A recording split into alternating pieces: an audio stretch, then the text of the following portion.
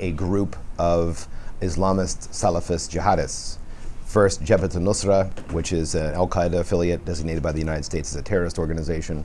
The other one was the Syrian Islamic Front, which is whose main backer is an organization called Ahrar al-Sham, which is a Salafist organization.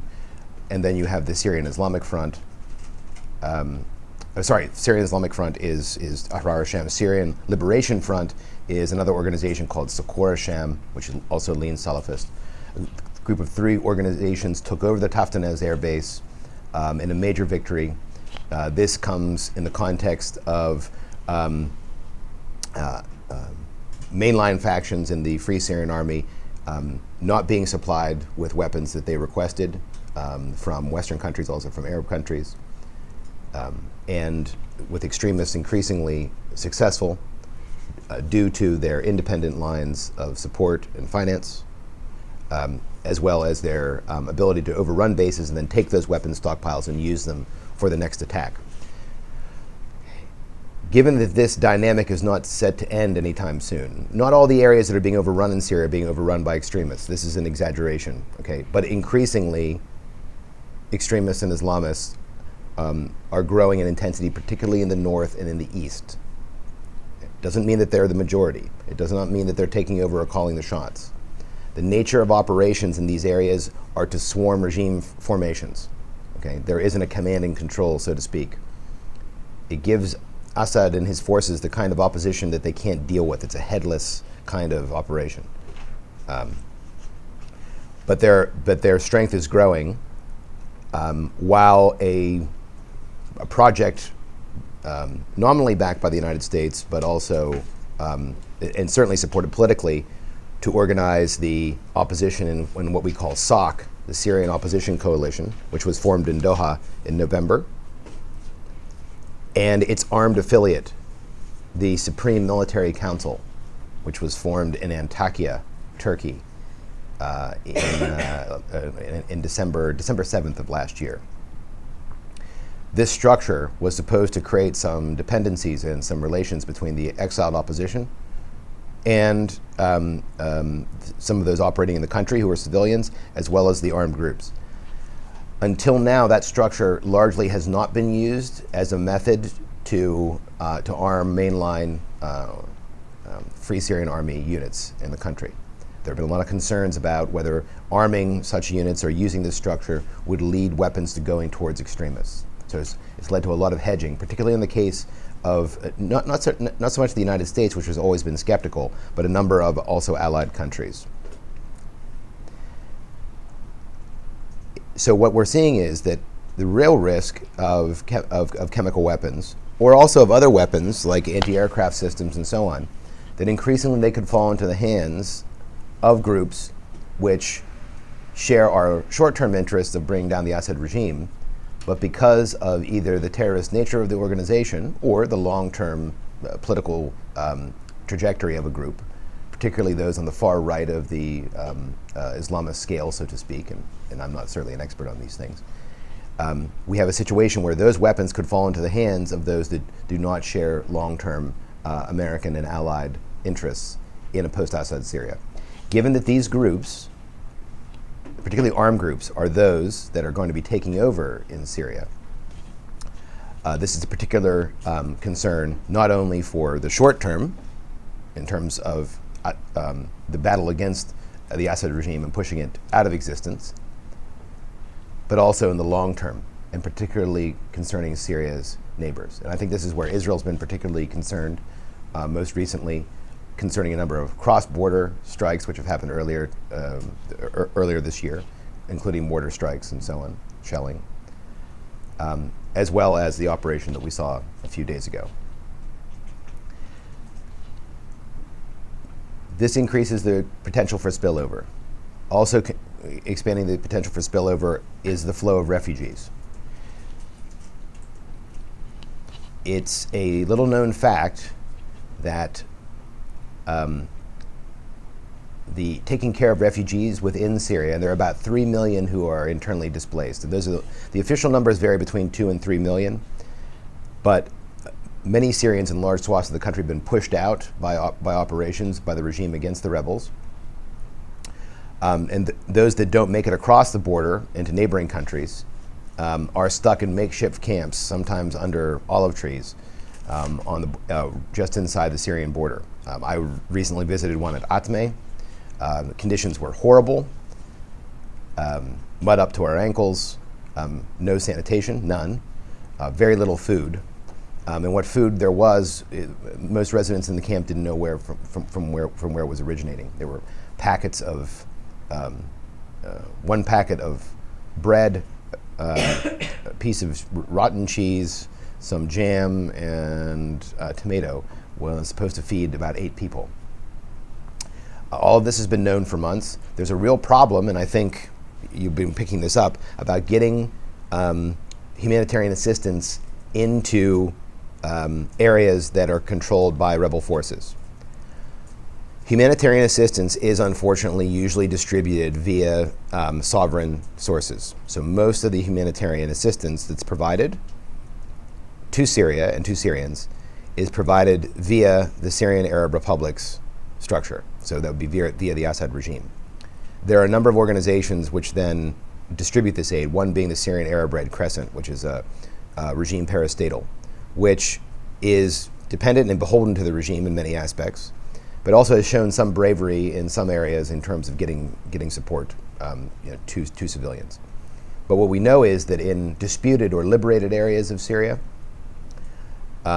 provision of humanitarian assistance is generally not available and is increasingly being filled by organizations including IHH in Turkey, Qatari Charity Foundation, and during my trip to the Atme camp, a number of Libyan charities of unknown origin.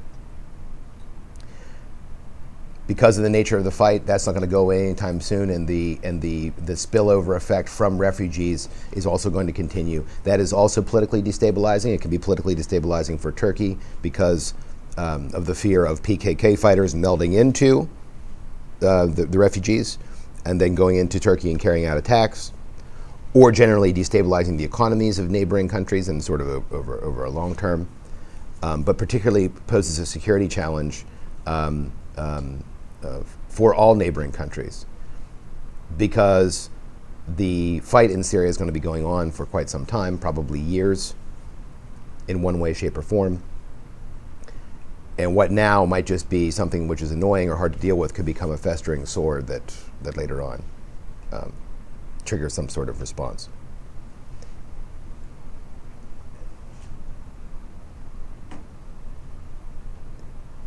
Going forward, I think that there's a real risk. The backstory that's not really being told is the role of Iran and Hezbollah inside of Syria to try and cobble together a new regime force. What do I mean by this? Well, the Assad regime, as the sovereign power, legal sovereign power, has the Syrian Arab Republic forces at their disposal. But not all forces are created equal. There are elite units within the Syrian military and then the security services, which are dominated or heavily controlled by Alawites or other minorities who are at the core of the regime, the core or the first layer out. But these have proven insufficient for trying to not only to quell the uprising, but also to increasingly administer these areas in Syria that are still under regime control. So what's happened is that general supporters of Bashar al-Assad, particularly those among the Alawites, which are known as Shabiha, have been operating alongside these forces for some time. Increasingly, Iran, the Quds Force specifically, as well as Hezbollah, is involved in transforming the Shabiha, which means ghosts. It's named after the black Mercedes-Benz that these sort of gangsters used to drive up on the Syrian coast.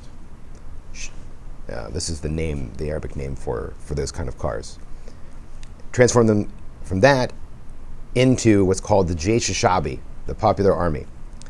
Now, you don't have to take my word for it. You can just simply go and look from an announcement by the Quds Force a few months ago, which outlines their operations inside of Syria, and that they estimated then it was a force of about 50,000.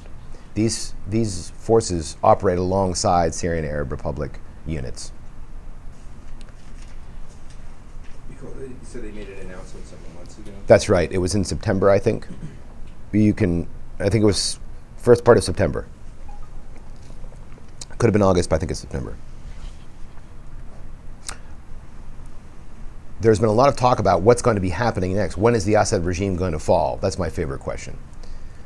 What's going to happen when?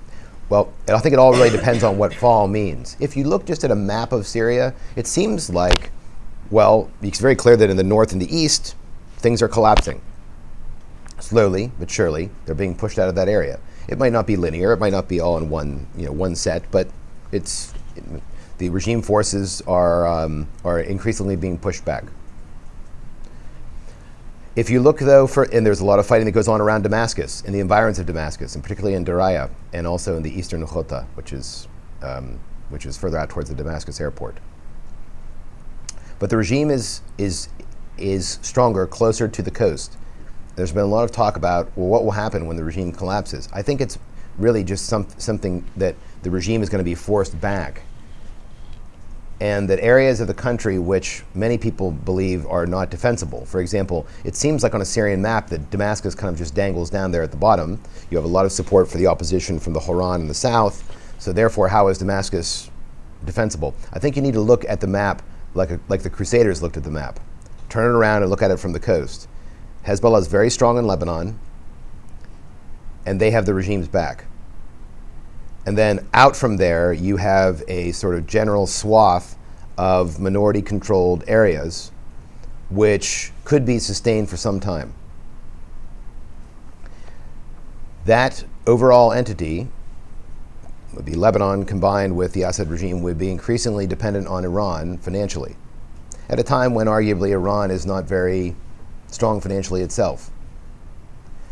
But there's nothing. I think there's a good way to get the best way for the Iranians to get this on the cheap is to essentially support an increasingly desperate Alawi population that fears post-collapse retribution, and I think that they can expect that.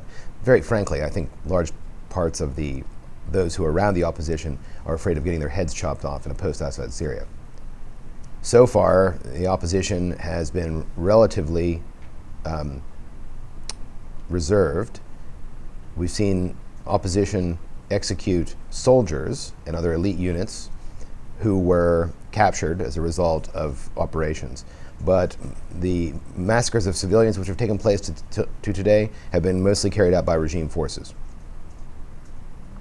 The area to watch going forward, the border between that interior Sunni-controlled Syria and the coast, is the Ghab Valley, the Orontes Valley that runs straight up through Syria.